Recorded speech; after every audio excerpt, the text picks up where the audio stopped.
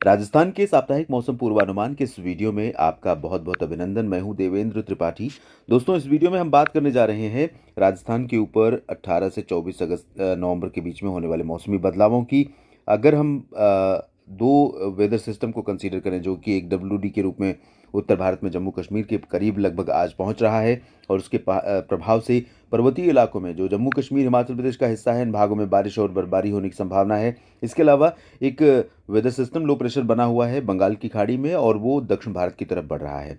ये दोनों सिस्टम कई बार इतनी दूर बनने के बावजूद राजस्थान को प्रभावित करते हैं। इस तरह के मौसमी सिस्टम यानी डब्ल्यूडी जब पश्चिम से आता है तो सेंट्रल पाकिस्तान के आसपास एक सर्कुलेशन डेवलप होता है, और ये जब सर्कुलेशन बनता है यहाँ पर तो इसके प्रभाव से अरबियन सी से मॉइस्चर इस तरह से आता है, और ये मॉइस्चर जब यहाँ से अट्रैक्ट करता है तो राजस्थान के ऊपर कुछ इलाकों में बादल बनते हैं, और चूरू, अलवर, बीकानेर, हनुमानगढ़, गंगानगर इन भागों के साथ झुंझुनू तक बारिश होती है। लेकिन फिलहाल ये सिस्टम नाकाम है ऐसा कोई सर्कुलेशन डेवलप करने में और यहाँ पर बारिश देने में। इसी तरह से अगर लो प्रेशर सिस्टम जो बंगाल की खाड़ी पर बन रहा है दोस्तों, वो अगर सेंट्रल इंडिया यानी मध्य प्रदेश की तरफ से आता इस तरह से, तो जाहिर है कि थोड़ा सा प्रभाव राजस्थान के ऊपर झालावाड़, बारां, कोटा, बूंदी, सवाई माधोपुर, टोंक, अजमेर, भीलवाड़ा, चित्तौड़गढ़, उदयपुर, सिरोही, डूंगरपुर, प्रतापगढ़, बांसवाड़ा और राजसमंद, पाली, अजमेर तक कई बार देखने को मिलता है। कई बार जयपुर तक इस सिस्टम के प्रभाव से बारिश हो सकती है।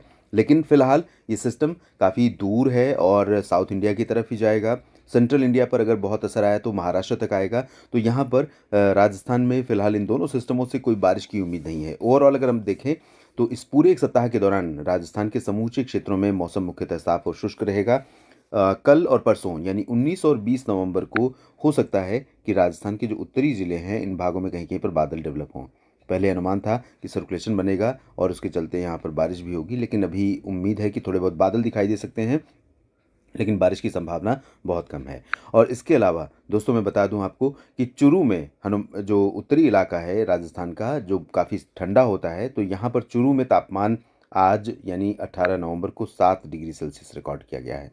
इसके अलावा अगर हम बात करें सीकर की, तो सीकर में भी 8 डिग्री सेल्सियस तापमान दर्ज किया गया है, और इसके चलते यहाँ पर काफ़ी ठंडा मौसम है। इसके अलावा भीलवाड़ा की तरफ हम देखें तो भीलवाड़ा में भी 9 डिग्री सेल्सियस तापमान दर्ज किया गया। यानी मौसमी जो बदलाव हुआ है, जो उत्तरी हवाएं चल रही हैं ठंडी, इनका असर दक्षिणी भागों तक भी दिखाई दे रहा है। पिलानी में भी 9 डिग्री सेल्सियस तापमान दर्ज किया गया। अलवर में तापमान में गिरावट हुई है और ये 9 डिग्री पहुंच गया है अलवर यहाँ पर उत्तर में, और यही जो स्तर है तापमान का वो उदयपुर में भी देखने को मिला है, और उदयपुर में भी 9 डिग्री सेल्सियस तापमान दर्ज किया गया है।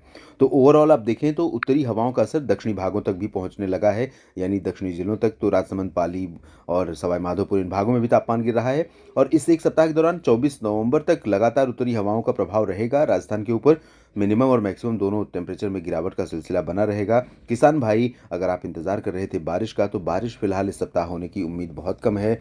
आप सिंचाई का प्रबंध करें और आप बारिश के लिए निर्भर न रहें ताकि फसलों को नुकसान न पहुंचे, और मौसम की तरफ से और कोई व्यवधान फिलहाल राजस्थान में खेती के काम में नहीं रहेगा। इस वीडियो में फिलहाल इतना ही। आप लगातार बने रहिएगा मौसम तक चैनल के साथ। धन्यवाद।